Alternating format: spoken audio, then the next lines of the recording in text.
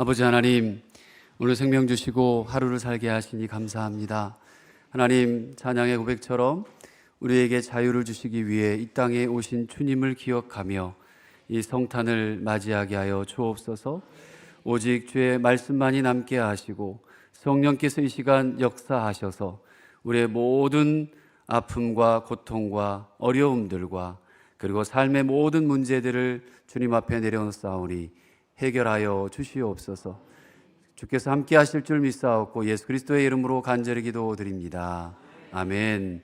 우리 주님의 은혜와 평강이 여러분의 삶과 가정과 일터와 사업 가운데 또 온라인으로 가정에서 우리 갈릴리로서 예배하는 모든 교우들 가운데 함께 하시길 빕니다. 인사합시다. 곁에 계셔서 감사합니다. 성탄절에 아프지 마세요. 이번 한 주도 독감이 또 감기가 거의 물러가시길 바라고 아프지 않고 잘 지내시길 바랍니다. 여러분 그 주보에 아마 같이 들어갔을 텐데요. 새해 나의 기도 제목입니다. 제가 작년 겨울에 여러분에게 요청을 드렸고 또 써주신 분들은 제가 1년 동안 이걸 가지고 새벽마다 여기 무릎 꿇고 같이 기도했습니다. 올해도 마찬가지로 31일 날 여러분들이 이걸 써서 가져오십시오. 또 기도하는 마음으로 또 예물을 정성스럽게 준비할 수 있다면 준비하셔서 가져오셔서 축복 기도를 받으시고 9시부터 시작합니다. 그리고 나서 우리 송구 형제 예배를 같이 드렸으면 좋겠습니다. 가져오신 분들은 저에게 주시고 한 분은 가져가셔서 기도하시면 되고 또 못 오시는 분들은 그걸 목회실에 내주시면 고맙겠습니다. 오늘은 대강절 넷째 주일입니다.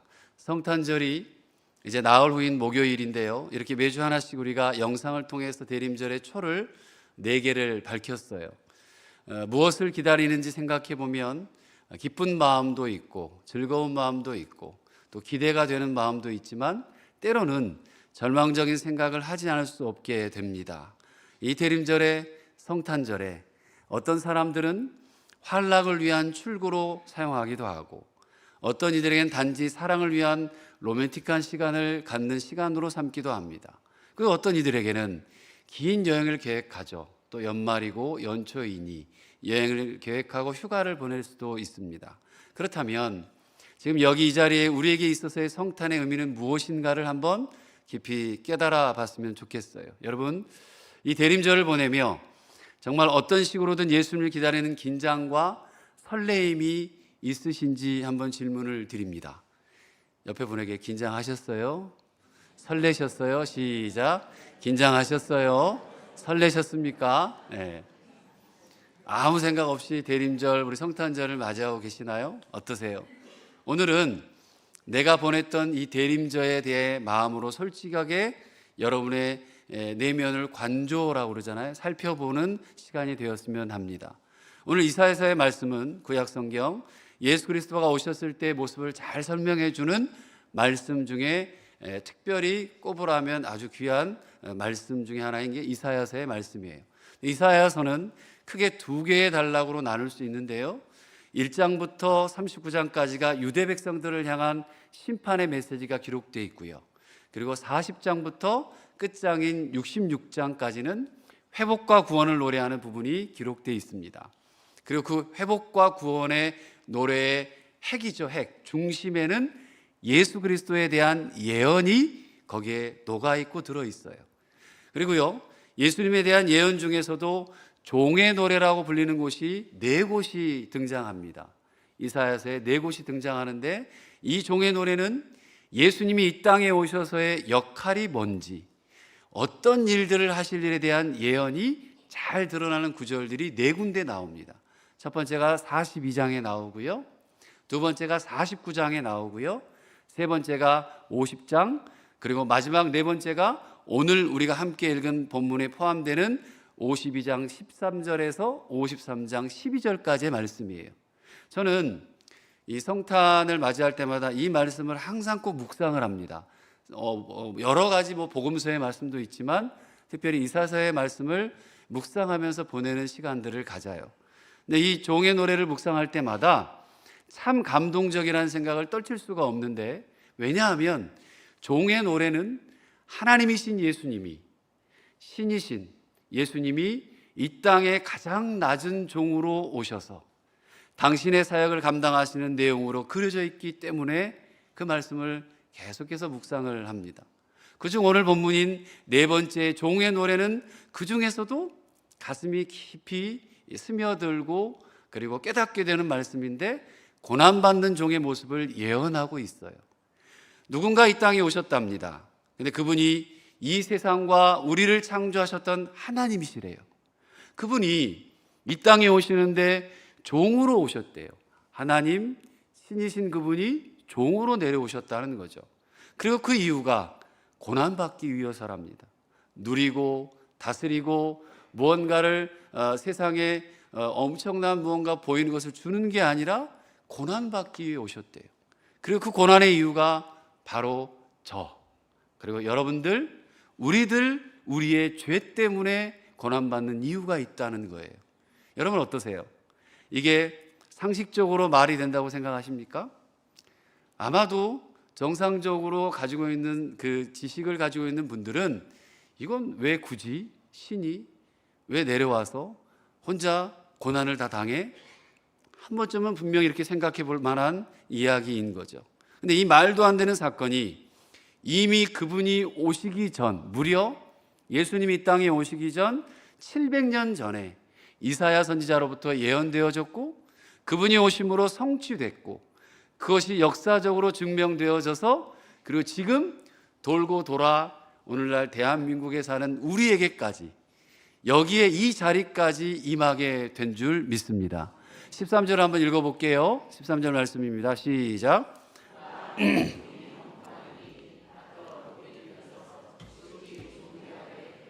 네, 13절 말씀은요, 예수님의 이 땅에서의 모든 사역을 이제 다 마치시고 얻게 될 최종 권위에 대한 이야기입니다.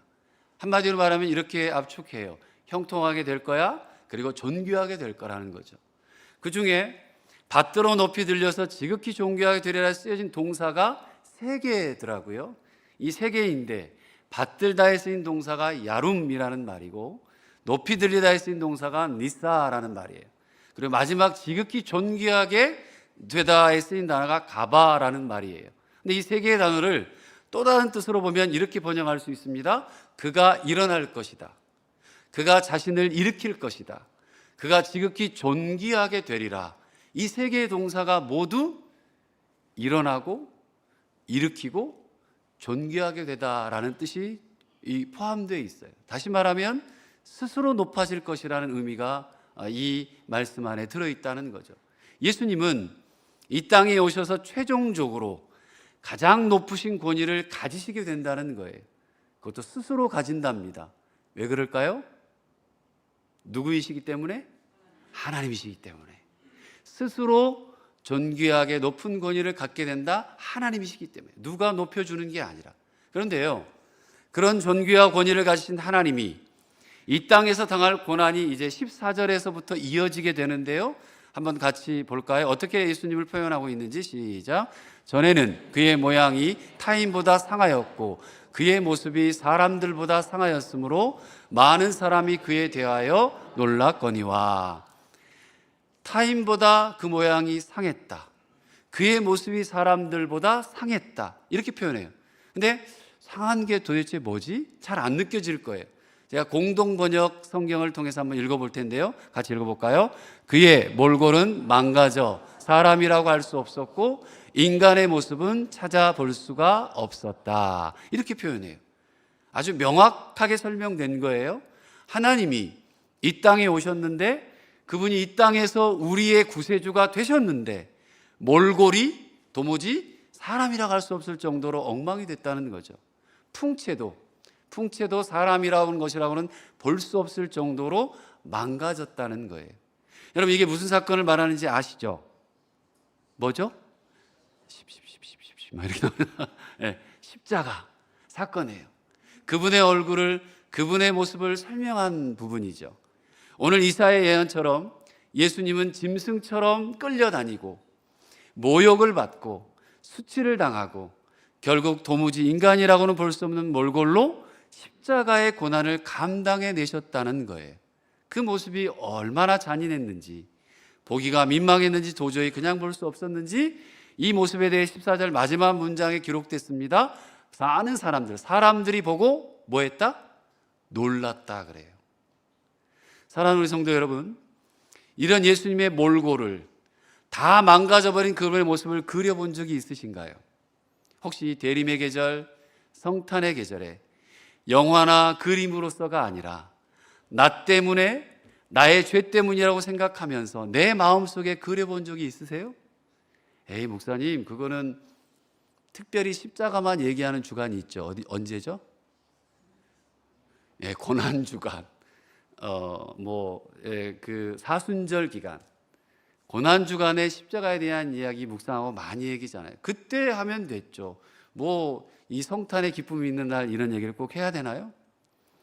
여러분, 우리는 세상의 불합리한 일들을 보면 분노해요. 그냥 꼴 보기 싫고 막 왜 저 따위로 사는지, 왜 저것밖에 못하는지, 왜 지금 저 자리에 있으면서 저 정도밖에 못하나, 우리는 굉장히 분노하는 경우들이 많죠. 불의함에 대해서. 어쩌면 사람들이 저렇게 비인간적일까? 어쩌면 저렇게 인간을 학대할 수 있을까? 이렇게 분노하는 경우들이 참 많습니다. 그런데요, 우리는 나 때문에 온갖 수치를 당한 분이 누구세요? 예수님. 나 때문에 온갖 모욕을 당한 분이 누구세요? 예수님. 그런 분이 계시잖아요. 그런데 그분을 오히려 내가 끌고 다니고 내가 조롱했다는 것을 알지 못하는 경우가 많아요. 고난주간만 알고 1년 365일 그 다음 모든 날들은 잊어버리고 살아요. 안다고 하면서도 가슴으로 느끼거나 깨닫지 못하고 살아가는 경우들이 많아요. 그게 지금 오늘을 살아가는 우리 그리스도인들의 모습이 아닐까. 그래서 53장 1절은 이렇게 말합니다. 같이 읽습니다. 시작. 우리가 전한 것을 누가 믿었느냐? 여호와의 팔이 누구에게 나타났느냐? 예수님에 대해 그렇게 예언했잖아요. 700년 전부터. 그 말을 그러나 제대로 이해한 사람이 없었어요. 그건 그럴 수도 있겠다. 왜냐하면 예언이니까. 예언은 뭐 이루어져야, 보여야, 그게 딱 나타나야 라고 얘기할 수 있는데, 근데 정말 수많은 예언처럼 그렇게 정확히 한치도 다르지 않게 실제로 예수님이 이 땅에 오시죠. 우리 성탄절이라고 말하는 이 절기가 있듯이 예수님이 이 땅에 오셔서 성취를 이루셨고 그분이 그렇게 사역을 감당해 내셨어요. 그런데요, 우린 다 알죠. 어릴 때부터 신앙생활 하신 분들은 다 알고 배우고 노래하고 찬양하며 살아왔습니다. 근데 그렇게 살아왔는데 그럼에도 불구하고 예수님을 제대로 알고 깨달은 사람이 너무 적었대요. 예수님 시대 때부터 오늘 사는 지금도 마찬가지입니다. 결국 예수님이 그 몰골로 형체도 알아볼 수 없는 모습으로 죽으시고 부활하신 후에야, 이게 복음이잖아요. 죽으시고 부활하신 후에야 사람들은 그분이 메시아이심을 깨닫게 됩니다. 지금도 마찬가지 아닐까요? 우리는 그분을 나의 구세주로 고백한 사람들입니다. 고백 안 하세요? 우리는 그분을 나의 구세주로 고백한 사람들입니다. 이렇게 고백한 우리들조차 이 대림절을 정말 설레는 마음으로 기다리고 그분의 오심의 의미를 마음으로 되새긴 분들이 얼마나 되느냐 한번 묻고 싶어요. 지금 이 땅의 수많은 그리스도인 중에 누가 정말 그 고난의 종 예수님을 마음으로 아파하고 기대하며 기다렸을까요? 얼마나 될까요? 몇만 명, 수십만 명, 수백만 명, 얼마나 될까요? 여기 우리들 중 얼마나 그런 마음을 가지셨는지요. 그런 마음을 갖지 혹시 못했다면 우리도 그 시절의 유대인일 뿐인 거예요.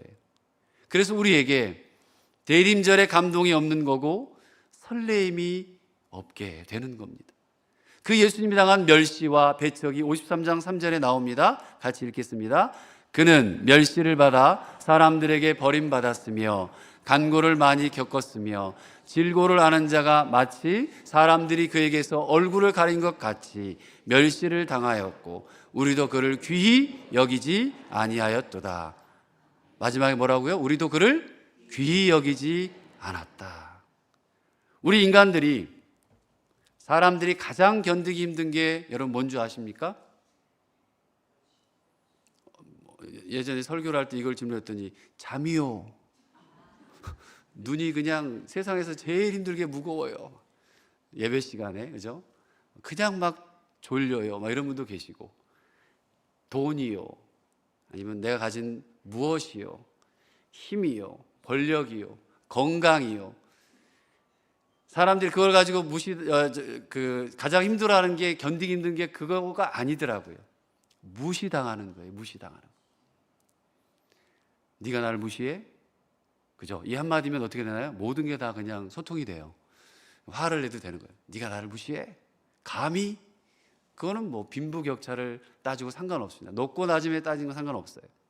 요즘 여러분 매스컴에서 보면 해외에서는 총으로 많은 사람들이 죽게 되고, 그죠? 길거리 가다가, 학교에서, 해변에서 그냥 느닷없이 총이 그냥 날라오죠. 묻지마에 대한 그 범죄들이 해외도 많습니다. 우리 한국도 그렇고요. 이유 없이 불특정 다수의 사람을 상해하고 총으로, 칼로 죽여요. 그런 사람들이 말하는 이유의 대부분이 뭔가요? 세상이 자기를 무시하기 때문이라고 그래요. 하물며 하나님이세요. 그분이 멸시를 받았다고 해요. 멸시라는 말에는 거절과 배척의 의미가 들어 있습니다. 거부죠. 예수님이 고난의 걸음을 시작하시자 그렇게 수많은 사람들이 따랐던, 그 환호했던 예수님 곁을 다 떠나가고 거절하고 배척하기 시작합니다. 순환을 당하기 시작하니까 결국 그분을 십자가에 못 박게 되죠. 그래서 오늘 본문은 그걸 어떻게 표현하냐면 버림받았다라고 표현해요. 그분은 우리의 고통을 겪었고, 우리 영혼의 죄악이 무엇인지 아는 분이고, 그 죄악을 그대로 짊어지셨어요. 그런데 우리는 그런 그분에게서 고개를 돌리고, 그리고 그분을 귀하게 여기지 않았다라고 오늘 성경은 얘기해요. 결국에는요, 예수님을 향한 멸시와 배척은 우리가 행한 우리의 몫이었던 거예요. 그분에게서 고개 돌림도 우리가 한 일이고요, 그리고 그분을 귀하게 여기지 않는 것도, 그것도 지금 이곳에 있는 우리들의 현재 모습이 아닐까 생각해 봅니다. 그런 현실을, 나의 신앙 상태를 제대로 깨닫는 것이 절기예요. 절기 여러분. 특별히 이 대림절을 보내고 있는 거예요. 성탄을 맞이하고 있는 거예요. 근데 이 대림절이 이제 4번째 주까지 왔어요. 근데 이 부분을 아직도 알지 못한다면, 우리가 지금 느끼고 이 땅에 예수님이 오심의 의미가 어떤 건지를 아파하고 고백하고 회복해야 하는 첫 번째 과제가 이 땅에 사는 모든 그리스도인과 교회의 모습이 되어야 합니다. 여러분이, 이 땅의 교회들이 우리가 그렇게 마음으로 알고 예전 같지 않은 이 성탄의 계절을 회복하는 주인공들이 되시길 바랍니다. 우리는 아직도 이런 모습인데, 지금도 나만 생각하고 내 삶과 상황과 환경에 묶여 있어요. 어쩔 수 없이. 예수님은 우리를 위해 그 모든 질고를 기꺼이 지니시고, 그리고 지시고 감당하셨어요.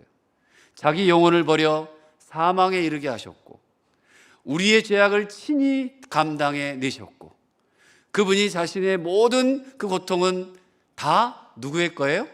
따라합시다. 내 거. 우리의 모든 죄악을 그분이 홀로 담당하시고 모든 징고를 감내하셨던 거죠. 그게 53장, 이제 오늘 3절까지 읽었습니다만 4절부터 12절까지의 말씀이에요. 유명한 말입니다. 여러분 다 아시는 말씀이에요. 4절부터 9절까지인데요, 우리 함께 읽을 터인데, 먼저 4절은 자매님들이 읽어주세요. 5절은 형제님들이 읽어주십시오. 그렇게 해서 계속해서 교독하도록 하겠습니다. 먼저 4절입니다.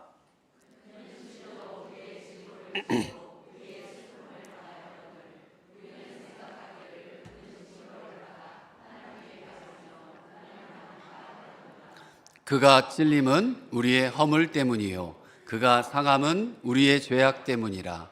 그가 징계를 받음으로 우리는 평화를 누리고, 그가 채찍에 맞음으로 우리는 나음을 받았도다.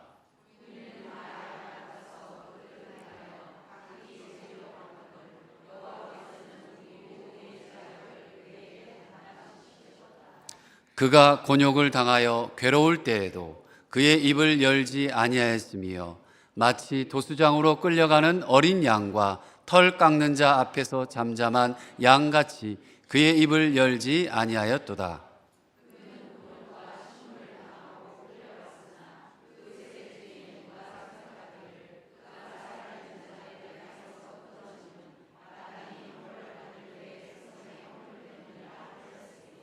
그는 강포를 행하지 아니하였고 그의 입에 거짓이 없었으나 그의 무덤이 악인들과 함께 있었으며 그가 죽은 후에 부자와 함께 있었도다. 아멘. 복음입니다. 이것 때문에 주님이 이 땅에 오셨어요. 함께 읽은 말씀 이거예요. 저는 이 말씀에 더 이상 저의 말을 가감 혹은 더하지 않겠습니다. 말씀에 쓰여 있는 그 감동 그대로 오늘 여러분이 이 말씀 그대로 느끼셨으면 참 좋겠어요. 이것을 깨달으면 우리는 이제 질고를 딛고 죄악을 이기고 희망을 말할 수 있게 됩니다. 그분이 징계를 받음으로 우리가 평화를 누리고 그분이 채찍에 맞음으로 우리가 나음을 얻었기 때문입니다. 예수님이 이 땅에서 우리를 위해 하신 일이 그것이기 때문이에요. 그래서 저는 이제 이 어두운 세상에 정말 희망 없다고 생각한 세상에 우리 신흥교회가 희망이 되기를 소망해 봅니다.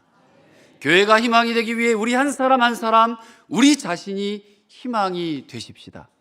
그러기 위해 이제 우리의 희망 되신 예수님을 꽉 붙잡으시기 바래요. 옆에 분에게 예수님 꽉 붙잡으세요 한번 인사할까요? 예수님 꽉 붙잡으세요. 그리고 한 번 더 당신이 희망입니다. 시작. 우리 교회의 희망이에요. 여러분들이 교회, 이 땅의 교회의 희망이에요. 이것이 예수님의 오심과 고난과 그 의미를 제대로 알아서 이 대림의 계절을 맞고 성탄절을 생각해 보고 그게 우리의 자세이고 태도여야 한다는 거예요. 고난주간만이 아니라. 사랑하는 우리 신흥가족 여러분, 말씀의 결론이에요. 예수님이 그렇게 오셔서 그렇게 아픔으로 감당하셨기에 이제 여러분이 희망인 거예요. 이 땅의 교회가 희망인 거예요. 그냥 뭐 수표 그냥 날리는 게 아니라 진짜 희망의 보증이 있는 수표를 날려주셨어요. 그게 예수님께서 이 땅에 오셔서 우리의 모든 죄를 감당한 소망이요 희망의 이유입니다. 그 희망의 중심에서 고난과 승리의 노래가 그리고 종의 노래가 여러분의 가슴에 늘 살아 숨쉴 수 있기를 주님의 이름으로 축복합니다. 기도하겠습니다. 자비로우신 하나님, 영광 가운데 오실 줄만 알았던 우리의 기대를 내려놓게 하시고 고난의 종으로 낮아진 모습으로 우리 가운데 오신 예수 그리스도를 다시 바라보게 하심을 감사합니다. 하나님, 우리는 여전히 강함을 성공이라 부르고 눈에 보이는 성취를 축복이라 여기며 화려하지 않은 구원의 방식을 쉽게 외면해 왔음을 고백합니다. 멸시받고 버림받은 자리에서 하나님의 뜻을 이루신 주님을 알아보지 못했던 옛사람들의 실패가 오늘 우리의 모습 속에서도 있음을 주님 앞에 내려놓습니다. 대림절 넷째 주일 우리가 기다리는 분이 우리 욕망을 만족시키는 메시아가 아니라 세상의 고통을 짊어지신 하나님의 종이심을 마음 깊이 새기게 하여 주옵소서. 고난을 피하게 해달라고만 기도했던 우리의 믿음을 넘어서 고난 속에 함께 하시는 하나님을 신뢰하게 하시고 질고를 아는 자로 오신 그리스도를 따라서 이 시대의 아픔과 상처 곁에 머무는 신흥교회가 되게 하옵소서. 주님, 침묵 속에서 오신 구원을 기다릴 수 있는 인내를 주시고 작고 연약한 이웃의 얼굴 속에서 이미 우리 가운데 와 계신 그리스도를 알아볼 수 있는 눈을 열어 주옵소서. 다가오는 성탄을 준비하며 우리의 마음을 비추고 낮추어 그 위에 오신 주님을 맞이하게 하셔서 그분의 사랑과 자기 비움이 우리의 삶과 공동체 안에서 구체적인 섬김과 이웃사랑으로 이어지게 하옵소서. 이번 성탄절의 예배가 이번 성탄절의 모든 삶의 영역들에서 주님을 온전히 찾고 느끼고 그리고 감내하며 인내하며 바라보며 그리고 전할 수 있는 복음의 동역자들이 다 되도록 도와주옵소서. 모든 기대를 넘어 하나님의 뜻을 이루신 고난받는 종 우리의 구주 예수 그리스도의 이름으로 간절히 기도드립니다. 아멘.